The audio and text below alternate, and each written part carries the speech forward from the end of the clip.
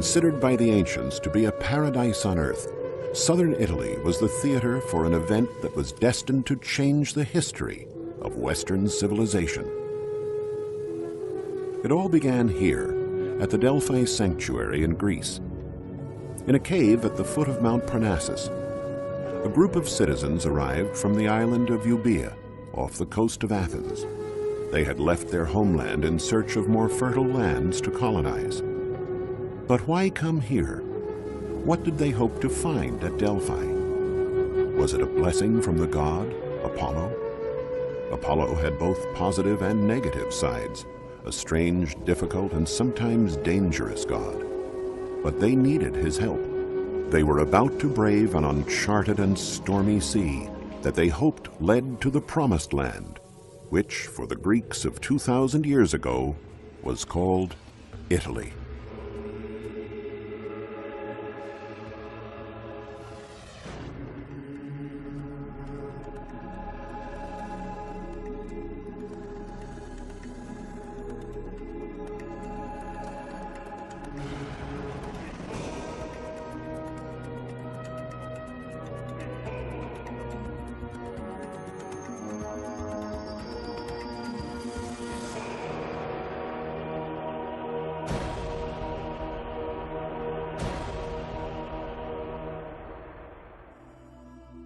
For more than 1,000 years, millions of people traveled to Delphi to seek answers from the oracle of Apollo.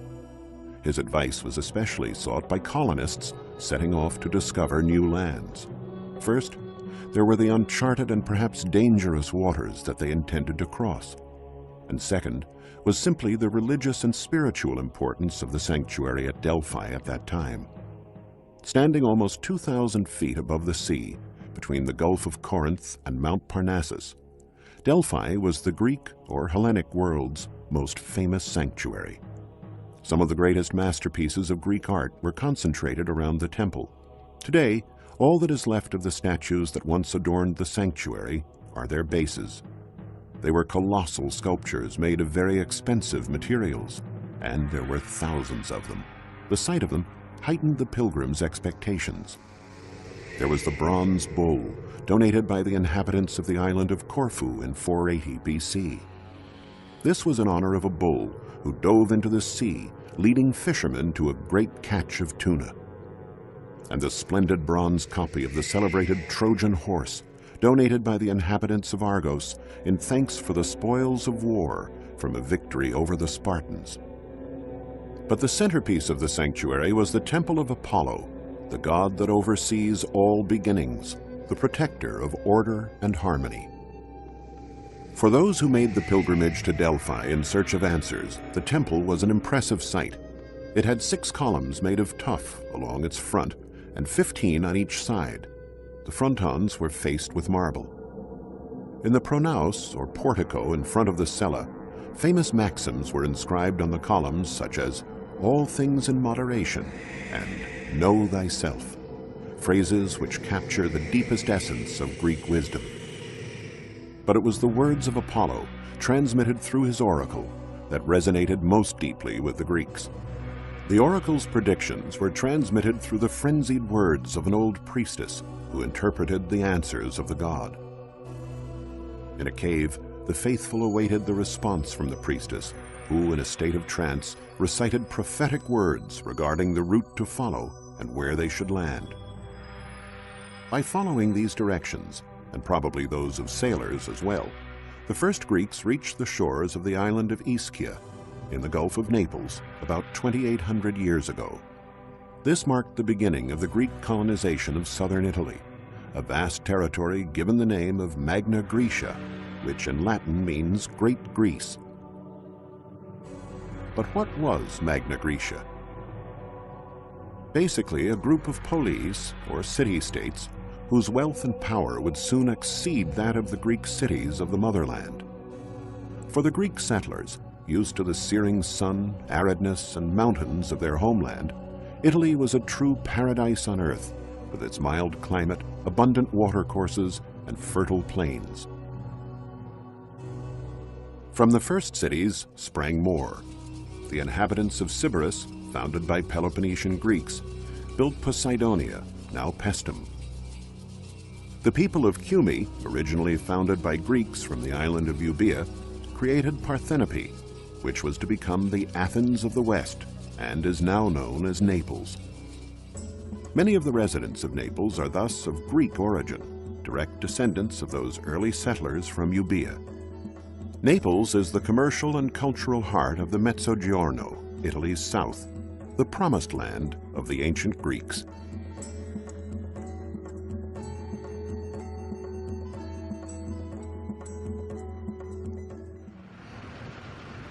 Excavations for the new subway line through the center of Naples have turned out to be a window on the city's past.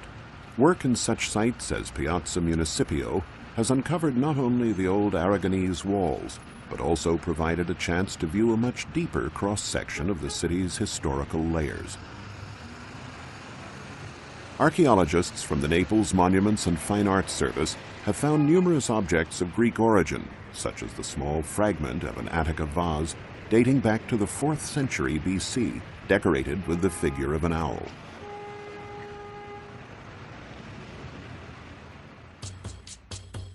Naples remained a Greek city for many centuries, even during the domain of the Roman Empire. The Romans were fascinated by Greek culture, and for them, Naples represented Greece, only 120 miles from their home, an open door to the allure and refinement of the Orient. Along the hills of Posillipo, a name taken from the Greek Posilipon, meaning the place where one's troubles end and rest can be found, the wealthy Romans built dozens of beautiful villas. Wanting to blend in, the Romans were happy to exchange their togas for the Greek pallium, to converse in Greek, listen to Greek music, and commission copies of Greek works of art. But Naples was not just a tourist attraction, a sort of amusement park for the Romans. The city was a capital of culture in its own right, where one could be born, live, and die in the manner of the Greeks, as Virgil liked to say. And it was here in Naples that the great author of epics wrote the Aeneid. Reproductions of masterpieces of Greek sculpture were much sought after, a big business at the time.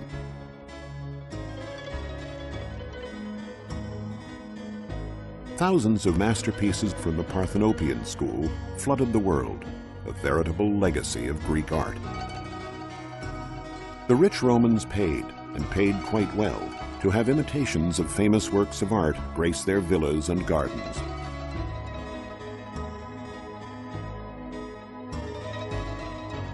Another aspect of Greek culture the Romans appreciated was theater.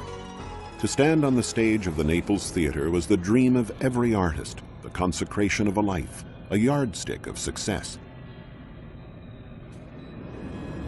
The ruins of the Naples Theater have been found buried under later constructions. If you go down into the basements of private residences now standing on the spot, you can discover what remains of the theater, made famous partly because it was the site of an exceptional premiere appearance. The Emperor Nero himself made his debut as a poet in this theater. Nero loved both poetry and music, and performed many times on this stage before an audience whom he spoke with in Greek.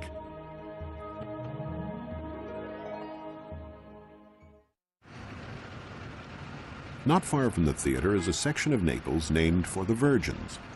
Here, hidden behind this door, several yards underground, is a veritable treasure, a Greek hypogeum from the 3rd century BC.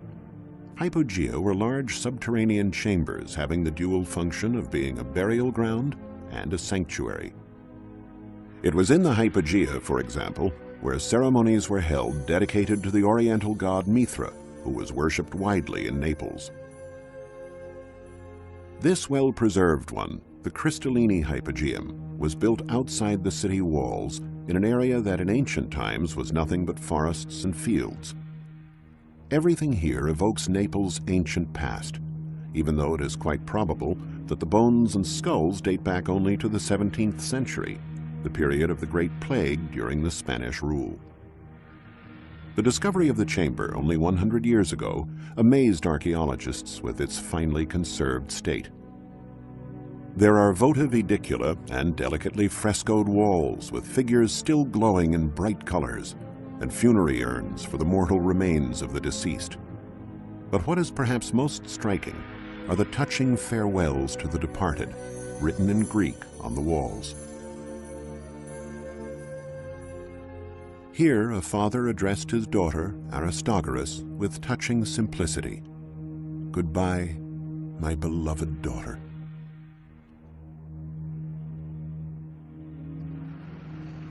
In the central part of the city is the spacious Agora. This plaza was the center of the social life of the city and the site of its market. It is incredible, but shops like these under the arcades have been here for over 2,000 years. And it is amazing to note that these narrow streets all have the same width, about 10 feet, and are spaced at regular intervals of 115 feet. The explanation given by archaeologists is that the modern-day streets still follow more or less exactly the Greek streets that were laid out when the city was founded 2,500 years ago. An example is the present-day Via Tribunali, which follows one of the two principal axes of the Greek city, and is one of the few broad avenues in Naples. The Agora is also famous for its magnificent temples. The Church of San Paolo Maggiore is the classic example of a Christian edifice standing on the ruins of a pagan temple. The ancient temple was dedicated to the Dioscuri, Zeus's twin sons, who were doomed to live and die on alternating days. Only these two beautiful Corinthian columns remain. But when it was new, the temple existed on a grandiose scale. We can once again view the great temple as it appeared almost 2,000 years ago. Thanks to a Greek inscription found nearby, it turns out that the temple was restored in the 1st century AD during the reign of the Emperor Tiberius, at the expense of two rich liberti, freed slaves who had become administrators of the imperial family's wealth.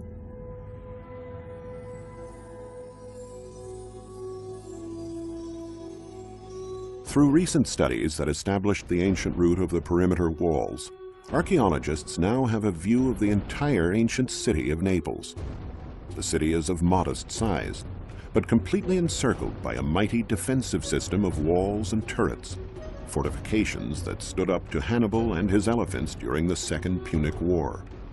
Yes, even Hannibal paid a visit to Naples. From the top of the walls, you could have witnessed the dramatic events recounted by the Roman historian Titus Livy that took place in the area near the present-day Piazza Dante in the heart of Naples. Livy wrote, "The cavalry of the Neapolitan armies succeeded with rapid sorties to sow confusion in the enemy ranks, and thus forced Hannibal to abandon his siege." Walking through the streets of modern-day Naples, you can see traces in the features and gazes of the Neapolitans of the incredible mix of races that marked this corner of the Magna Graecia during the Hellenic and Roman period. Egyptians, Romans, Italians, Illyrians, and Africans were all accepted within the city walls into the community founded by the Greeks, an exemplary demonstration of tolerance. Naples was only one of many Greek cities in Italy. Paestum, 60 miles to the south, was the location of a very important Greek sanctuary. We don't know exactly when Paestum was founded, but it certainly dates back to at least 600 years before the birth of Christ and was founded by settlers from Sybaris, another city of Magna Graecia. Paestum's importance in antiquity is evidenced by these walls that surrounded the inhabited areas. But the best testimony to its wealth are the great temples of the sanctuary, built in the 7th and 6th centuries BC. At that time, Paestum was known as Poseidonia, the Greek name for the city, in homage to the sea god Poseidon. This temple, improperly called a basilica by the early scholars, is the oldest one. It was dedicated to the goddess Hera, a divinity who was venerated as the goddess of fertility and maternity, and who would watch over women when they were about to give birth.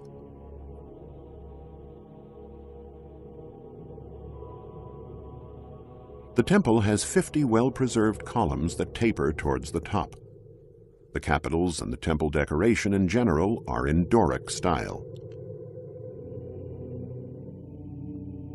About 100 years after the construction of the basilica, the inhabitants of Paestum built the so-called Temple of Poseidon in the immediate vicinity. Actually, we do not know to whom the temple was dedicated, but it is one of the best preserved of Magna Graecia. It had symmetrical fronts, with 6 columns along each shorter side, and 14 columns along each longer one. The complex of the 2 temples comprised the sacred area.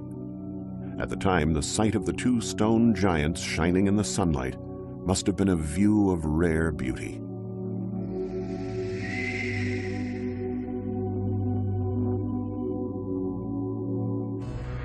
Another great temple of the city is the one dedicated to the goddess Athena. This temple is quite original to the expert's eye, since its external columns were Doric, while the columns and capitals around the cella, currently displayed in the Museum of Paestum, were Ionic. For modern scholars, this is the first known case of 2 different architectonic orders used in the same building. During medieval times, the temple was converted into a Christian church, as demonstrated by the tombs found inside. In the Forum lies the so-called Italic Temple, or Capitolium, the first temple built by the Romans after the year 273 BC, when Poseidonia came under their domain and took the name of Paestum. This temple was rather exotic, starting with its high base, a lot different than those of the Greek temples. It was dedicated to the triad of divinities honored on the Capitoline Hill in Rome: Jupiter, Juno, and Minerva. At the turn of the 1st and 2nd centuries AD, the temple occupied a part of the stairways of a pre-existing structure, the area of the Comitium, where the city assembly met in the open air. The area was packed with monuments, and in the distance was the great bulk of the amphitheater.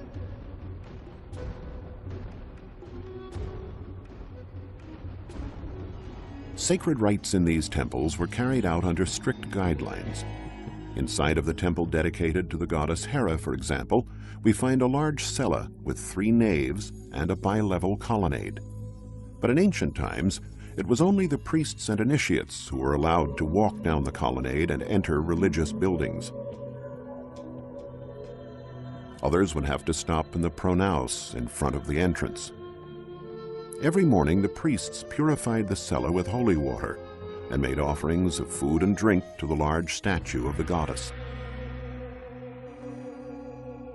The door was the only opening in the cella. The wooden ceiling and the imposing statue of the goddess must have filled the hearts of the priests with an indescribably mystical sensation. The temples at Paestum have always fascinated the numerous people who visit them. In the 18th and 19th centuries, famous celebrities such as the archaeologist and art historian Winckelmann and the poets Goethe and Shelley would come to Italy on their grand tour as a kind of pilgrimage in search of beauty. Another fascinating Greek site not far from Naples is a small fishing village known as Pozzuoli. In ancient times it was called Dikyarchia, which in Greek means City of Justice. It was founded in 529 BC by refugees from the island of Samos, including the philosopher Pythagoras, who were fleeing the tyranny of Polycrates. The liberty they won was relatively short-lived. In 190 BC, a Roman colony was instituted on the ruins here that took the name of Puteoli, later becoming Pozzuoli. On the promontory, the ancient acropolis of the city, the Romans built a large temple during the Augustan period. The temple was revealed again recently after a fire destroyed the church of San Proculo in 1963. Pozzuoli was the most important port in the empire for descendants of the Greeks, Rome's true gateway to the sea. There were docks here for large cargo ships that transported goods all over the empire. Today, nothing remains of the ancient piers. Only a 19th century print that gives us a glimpse of its 15 arches. The economic and commercial importance of the city is evidenced by the Macellum, the market, second in size and variety of services only to that in Rome. The Macellum was also known as the Temple of Serapis, after the Greek divinity and patron of markets. In 1750, excavations in the Macellum were ordered by the King of Naples, Charles IV of the Bourbon dynasty. They immediately encountered a small mystery. The columns were pocked up to a certain height with strange and irregular holes. Studies showed that the holes were related to the phenomenon known as bradyseism, the rising and falling of the Phlegrean coast with respect to the sea. The temple was thus at times submerged by the sea, and when it rose again it was marked by these holes made by mollusks known as lithophaga.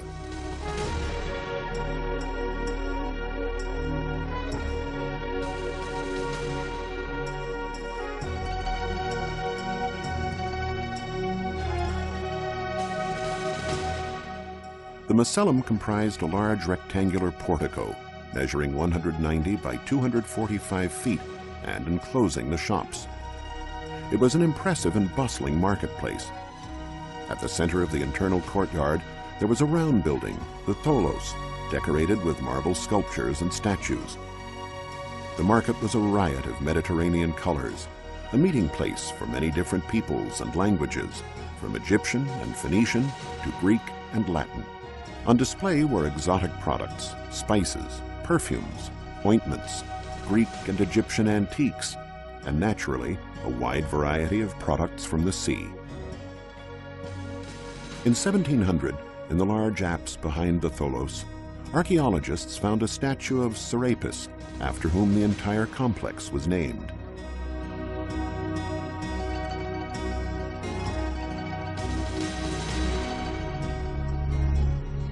Not far from Pozzuoli, in another part of the Phlegrean fields, is the beautiful and unsettling Solfatara, the best-known volcanic crater in the Phlegrean area. The volcano has been dormant for at least 2,000 years, but its characteristic phenomena are still visible today. There are few places where one has the clear impression of the phrase, "fire in the belly of the earth." Tradition has it that giants were chained here after being defeated in a bitter fight with almighty Jupiter. The Phlegrean fields, according to this ancient myth, are unstable because of the agitated, convulsive movements of these giants. Another area related to myths about the underworld is the nearby Lake of Averno. The door to Hades was said to be found on its shores, blanketed in ancient times with a thick forest. According to Virgil, the Sibyl's Cave was also here, where both Aeneas and Ulysses went to begin their journeys into the underworld. The Magna Graecia was a home to people who not only loved literature and art, music and poetry, architecture and drama, but who appreciated the lush landscape, the open seas, and the tantalizing mythology that came with the territory. For gods and goddesses, and sailors and warriors who came home from the sea, Magna Graecia was almost heaven on earth, an enchanting land, combining a nobility that was all Greece on a palette of exceptional beauty.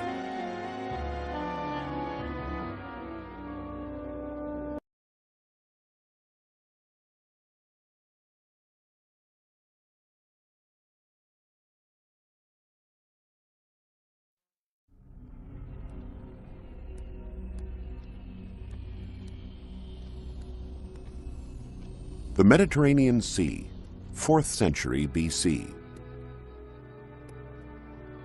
In every era, people of different ethnic groups have migrated in search of new land to lay the foundations of new civilizations. Sicily, a fertile and welcoming island, was the site of massive migration. The Phoenicians were the first to set up trading posts here that later grew into cities. However, they only considered the island a convenient landing place. Starting from the 8th century BC, the island that was so inviting and rich with water and pastures attracted the attention of another people, the Greeks, who emigrated there in great numbers. In a few centuries, there were such large colonies on the island that Sicily had a larger population than Greece itself. Archaeological excavations in Sicily revealed cities with more temples than were ever seen in Greece.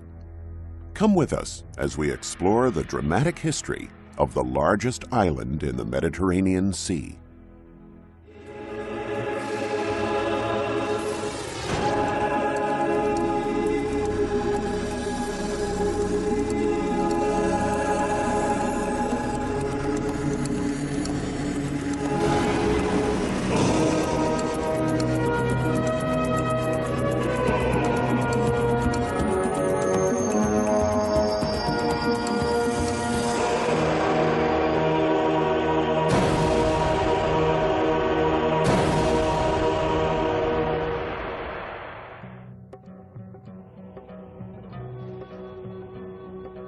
Greek historian Herodotus wrote that Greece had a faithful friend in poverty.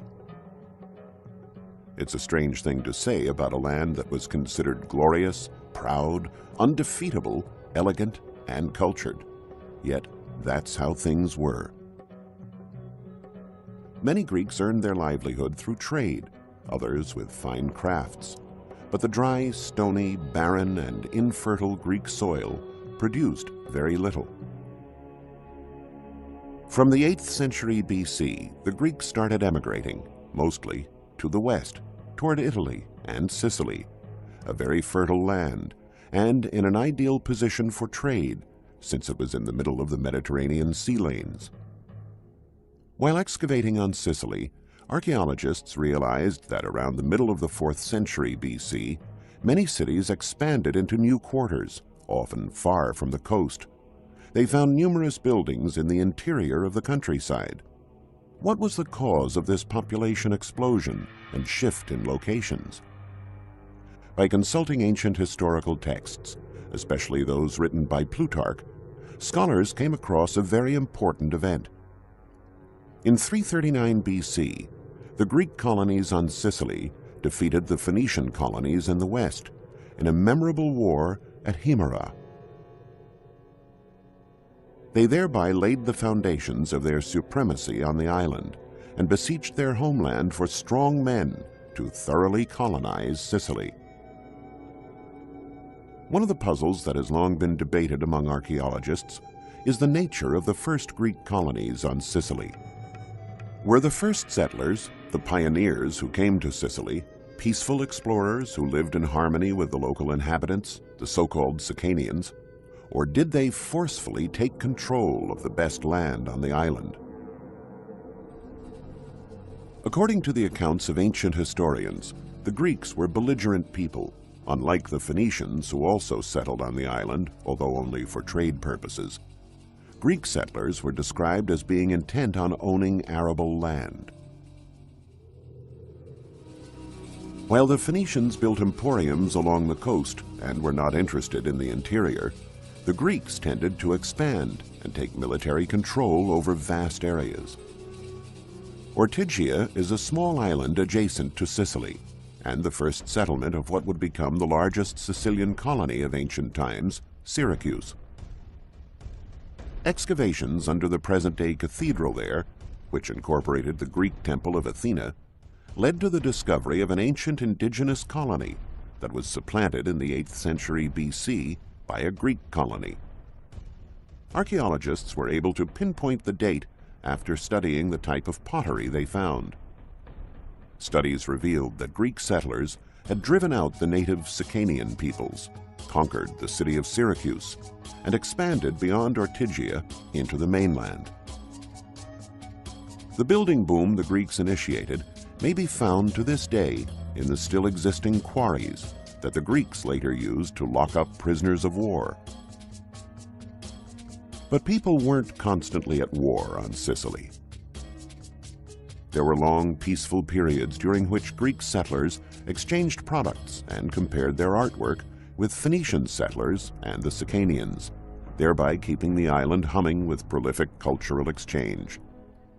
Syracuse, in the 4th century BC, was an enormous city with mighty fortresses and numerous monuments that were elegantly decorated. Among the most famous pieces is a Gorgon mask and the Venus Landolina.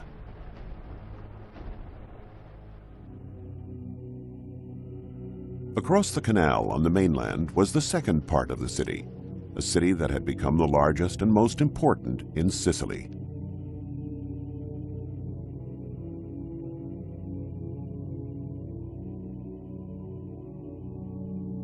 Excavating here, in what is presumed to be the more recent quarters of the city, archaeologists came across a theater. Strange inscriptions engraved in stone appeared at various points. Translators soon realized that all those graffiti had something in common. They were names of gods and famous kings. But what was the relationship between them? Systematic excavation of the theater and reliefs revealed a strange symmetry between the points in which the inscriptions were found, which led them to unravel the mystery. The names had been engraved to distinguish the theater's various sections and seating arrangements. It was here that the premiere of one of the most representative dramas of Greek culture, The Persians by Aeschylus, was held. The play is about the great victory of the Greek city-states, united for once, over the militarily strong Persians, whom the Greeks defined as barbaric and lacking culture.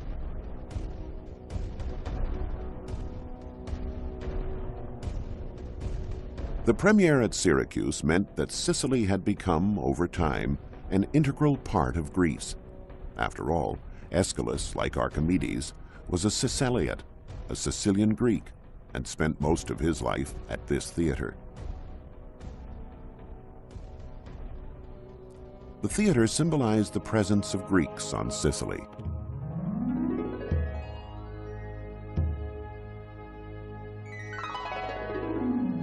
The Phoenicians were primarily devoted to trade and spent little time on literature, and the Romans, who arrived later, preferred the oval-shaped amphitheater where they could watch gladiators in action. Perhaps the world's highest concentration of ancient Greek theaters is on Sicily, where culture was associated with wealth. This one, at Tindari, opens toward the sky and gives us a sense of how the Greeks attempted to create dramatic visual impact to intensify the pathos of their tragedies. One of the most spectacular Greek theaters on Sicily is undoubtedly the one at Taormina, dug into a promontory overhanging the sea. This one at Catania, at the foot of Mount Etna on the east coast of Sicily, is like a gem perfectly inserted into the city landscape.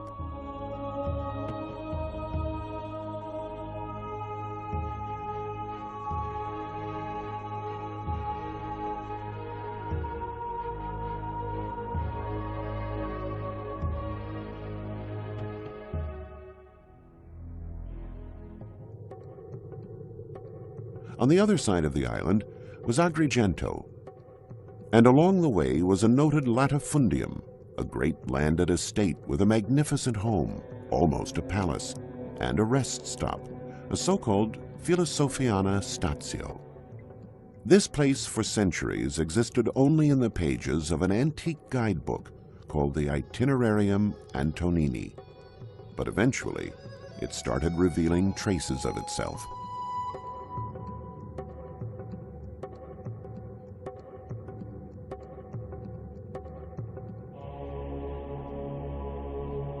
In the 50s, archaeologists systematically began excavating the ruins 40 miles from Catania in the vicinity of Piazza Armerina.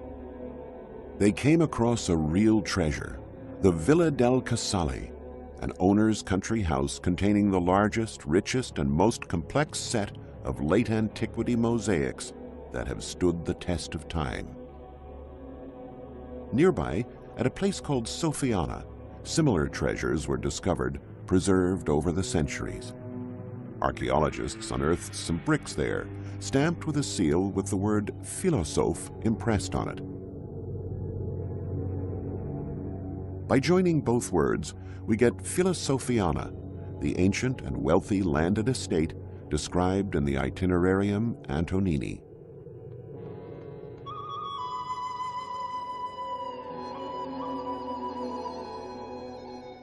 This luxury and this concentration of mosaics, along with the Villa del Casale itself, was typical of the Romans, however, and not the Greeks.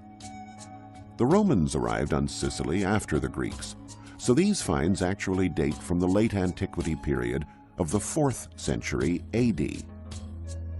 Philosophiana, the estate's name, perhaps originated from the owner's interest in philosophy. Or he could have been an aristocrat involved in the circus business or gladiator contests. Perhaps he was a great merchant who traded in exotic animals. One of the largest and most famous mosaics found here is the so-called Great Hunt. The mosaic runs along a corridor measuring an amazing 216 by 16 feet. The same shapes appear in the xystus, the covered floor of the gymnasium. This other mosaic, found not far away, which modern scholars have called Girls in Bikinis, has led us to believe that a gymnastic competition was held in the corridor of the Great Hunt. Reaching Agrigento at the other end of the island, we find a valley studded with temples, many of which are miraculously still standing.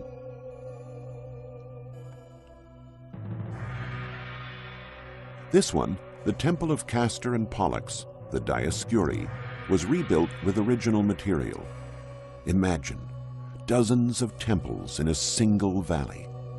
This great archaeological legacy was not the result of a discovery.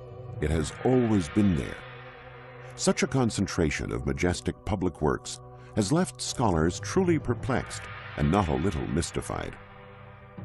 Archaeologists realize that the most important temples, like this one called the Temple of Concordia, or this imposing one, the Temple of Zeus Olympus, decorated with telemones, gigantic figures used as pillars over 23 feet high, were erected only a few years apart, around the middle of the 5th century BC.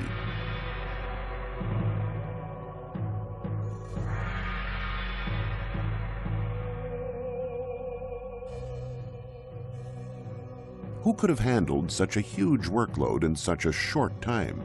And where did all the money come from? Scholars looked for the answer in ancient books by Greek historians Herodotus and Diodorus Siculus. They speak about a tyrant from Agrigento called Theron, who a few years earlier had won a devastating war against the Phoenicians. The victory brought him riches.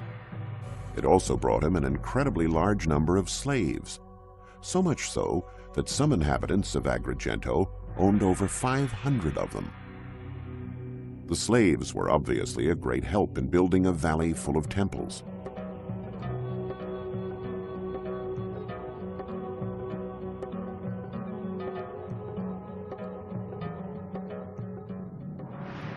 This is what the Temple of Concordia would have looked like with its original colors in the 4th century BC.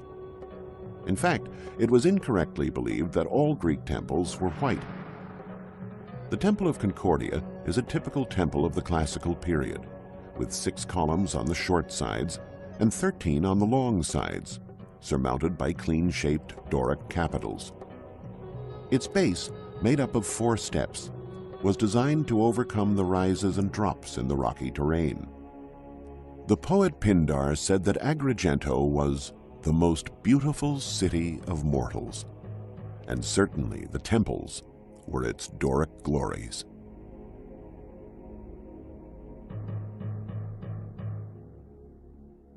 In a tranquil setting not far away, at Selinunte, also known as Selinus, one can find 3 temples in a row erected on level ground. They are ancient and majestic, and identified simply by letters of the alphabet, E, F, and G. Very little is known about them. The ruins of the most imposing one, Temple G, have given archaeologists a real mystery to unravel. The columns, ruined at the base, are partly smooth and partly fluted. Although the different styles were both used by the Greeks, in no temple were both styles used together. Archaeologists wondered about the reason for this mixture. It was certainly not for aesthetic reasons, since classical Greek art was based on stylistic consistency. They compared the design with building techniques used in those times. We know that columns were assembled in blocks, the so-called drums, one on top of the other, until they reached the capital, and only then fluted. Therefore, the column of Temple G may have been unfinished. But why was it never finished? Scholars found the answer in some diplomatic treaties between the Greeks and Phoenicians. Although Selinunte remained a Greek city, it came under Phoenician influence around 409 BC. That date marked a watershed in its history. In order to conquer Selinunte, the Phoenicians attacked it with overwhelming force and destroyed many of its monuments. Most likely, Temple G, still needing its final touches, was destroyed at that time.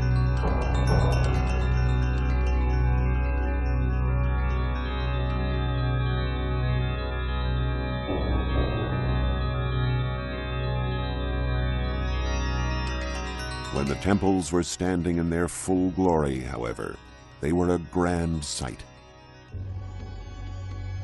Temple G was perfectly aligned with Temple E.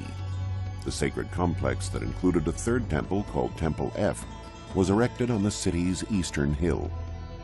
Temple G was the largest of the three and measured 370 feet on the long sides and 177 feet on the short sides. Although this temple was built in the distant past, in the 6th century BC, it was one of the most regal of the Greek world and soared to nearly 100 feet in height. The size of Temple G, the city's pride, can be inferred by its columns, which themselves are almost 56 feet high. Their abacus, the square part of the capital that rests on the architrave, extended for an amazing 172 square feet. The majestic Temple G demonstrates the importance of the city of Selinunte, founded as a colony of another city called Megara Hyblia. However, Selinunte was developed more because of its two seaports. The wealth of the city encouraged a certain degree of sophistication in its architecture. This temple is truly one of a kind. You realize it when you enter the nave. The space inside, the heart of the temple, is strangely uncovered. Archaeologists wondered whether this temple had some function other than religious. Its grand size and importance seemed to suggest it. After studying an inscription found there, they figured out that it may have contained the treasury of Selinunte, like the main temples of other Sicilian cities.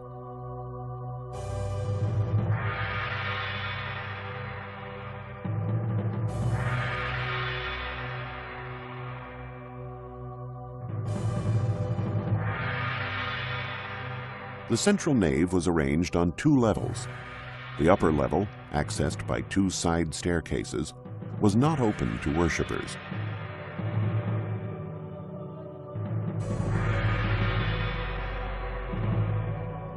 Besides aesthetics, it had a more practical function.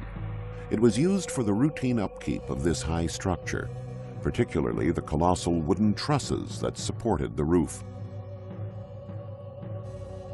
The temple's cella housed the statue of the god, probably Apollo or perhaps Zeus.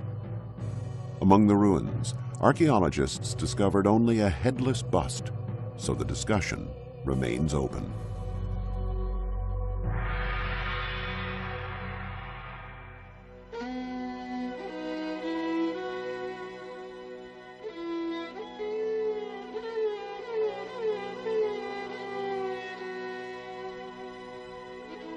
The Acropolis, the highest part of the city, was where the well-preserved Temple C was located. The new Phoenician quarters were built in the vicinity of the Acropolis after Selinunte had come under their control. But the Greeks had decided to stay. And the Elemi, an indigenous population from nearby Segesta, later frequented the city. They often fought with the inhabitants of Selinunte, but at times also collaborated with them. In this connection, Greek historian Thucydides recalls the signing of a treaty between the two peoples that allowed them to intermarry. Thus, more than in any other place on Sicily, on this Acropolis, one could perceive that mixture of races and variety of backgrounds that make a culture great.